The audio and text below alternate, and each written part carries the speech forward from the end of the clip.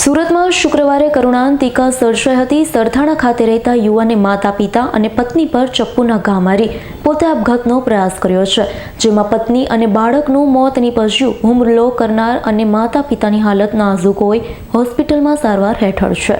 સુરતના સરથાણા વિસ્તારમાં સામૂહિક હત્યાની ઘટના સામે આવી। સરથાણાના સૂર્યા ટાવર સોસાયટીમાં દીકરાએ માતા પિતા પત્ની અને બાળકને ચપ્પુના ઘા માર્યા બાદ પોતે પણ ગળાના ભાગે ચપ્પુ માર્યું।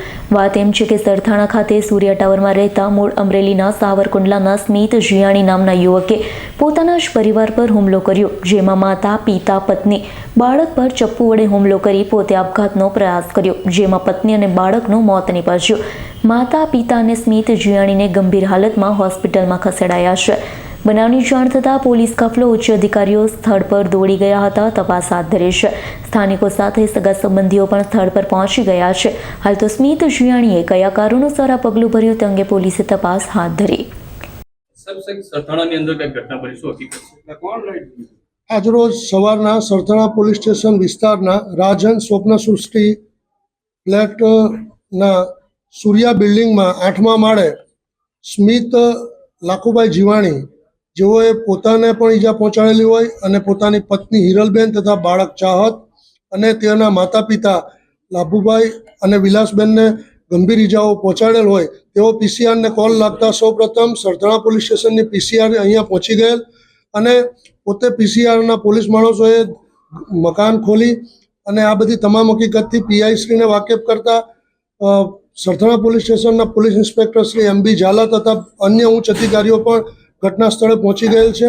હાલ આ જે બનાવ બનેલ છે તે અનુસંધાને પ્રાથમિક રીતે એવી હકીકત જાણવા મળેલ છે કે સ્મિતના કાકા જેઓનું થોડાક દિવસ પહેલાં આકસ્મિક રીતે મૃત્યુ થયેલ હોય અને તેઓના ઘરે વિધિ માટે બેસવા ઉઠવા માટે જતા હોય ત્યાં તેઓના ઘરના સભ્યોએ એવી હકીકત જણાવેલ કે હવે તમારે અમારા ઘરે આવવું નહીં, તેનું કંઈક મન દુઃખ રાખી અને સ્મિતે આ બનાવને કરુણ અંજામ આપેલ છે। આ બનાવની અંદર સ્મિતના પત્ની હિરલબેન તથા તેના દીકરા ચાહતનું મોત નીપજેલ છે અને માતા વિલાસબેન અને લાખુભાઈ તેઓ હાલ હોસ્પિટલાઇઝ એડમિટ છે અને સ્મિતે પોતાને પણ ગંભીર ઈજા પહોંચાડેલ હોય તે પણ હાલ હોસ્પિટલમાં છે અને તેને પણ હાલ એની હાલત સિરિયસ હોય એવી હકીકત સાંપડેલ છે। સર, વતનમાં કંઈક જમીન અને મકાનને લઈને કંઈક છેલ્લા પારિવારિક હાલ પ્રાથમિક રીતે એવી કોઈ પર્ટિક્યુલર હકીકત જાણવા મળેલ નથી, પરંતુ કોઈ કારણના લીધે મનદુખ થયેલ હોય એ મનદુખના લીધે સ્મિતને લાગી આવતા એ પોતે આ બનાવને અંજામ આપેલ હોય એવું જણાય છે।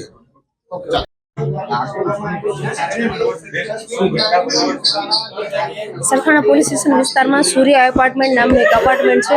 ત્યાં સ્મિત જીયાણી, સ્મિત લાભુભાઈ જીયાણી નામનો એક શખ્સ છે। એના મોટા બાપુનું 5-7 દિવસ પહેલા કુદરતી મરણ ગયેલ હતું ને મરણ અનુસંધાને આ પરિવાર જે છે ત્યાં બેસવા જતો હતો અને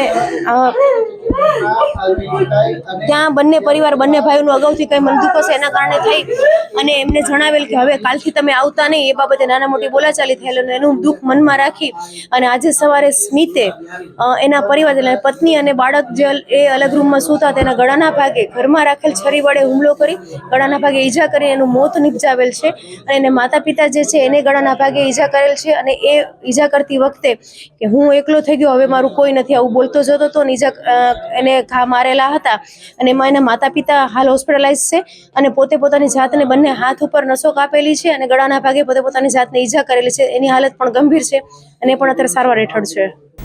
bureau report S9 news Surat. અમારી તમામ માહિતીથી અપડેટ રહેવા માટે જોડાયેલા રહો S9 ન્યૂઝ સાથે।